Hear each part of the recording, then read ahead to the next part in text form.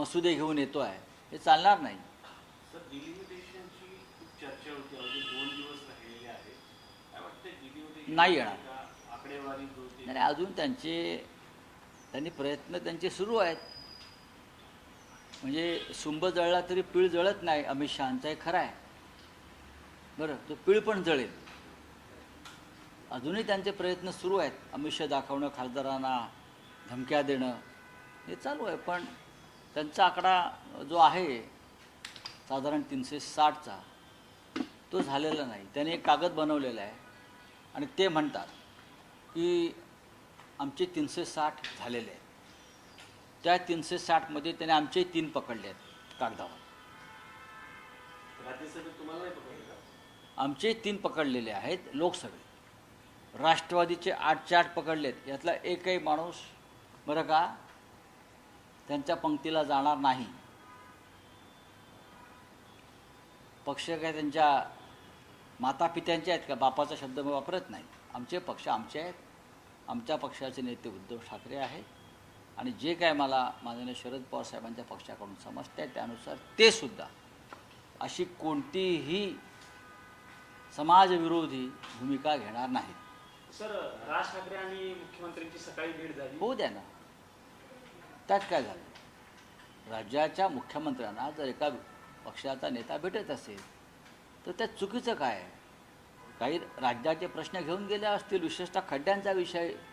मुंबई गोवा महामार्ग, नाशिक या दोन्ही ठिकाणी राज ठाकरे जाऊन आले.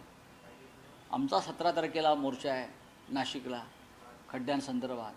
त्याच्यामुळे शेवटी सरकार म्हणून मुख्यमंत्री त्याचे नेते आहेत.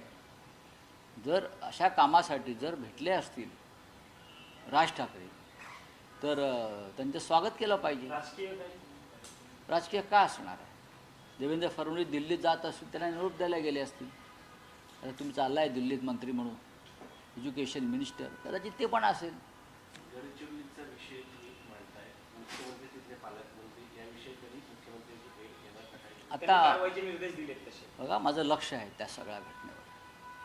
माझं पूर्ण लक्ष आहे काय काय कारवाई होते, आदिवासींसाठी भविष्यातली काय पावलं उचलली जात आहेत, बेकायदेशीर खाण उद्योगावर आणि त्यांच्या मनमानीवर मुख्यमंत्री कसा चाप लावत आहेत, याकडे माझं बारीक लक्ष आहे. आणि कोणाचं किती कलेक्शन सुरू आहे तिकडे, ते आकडे मी CMना देणार आहे. तुम्ही भेट घेणार त्यांची?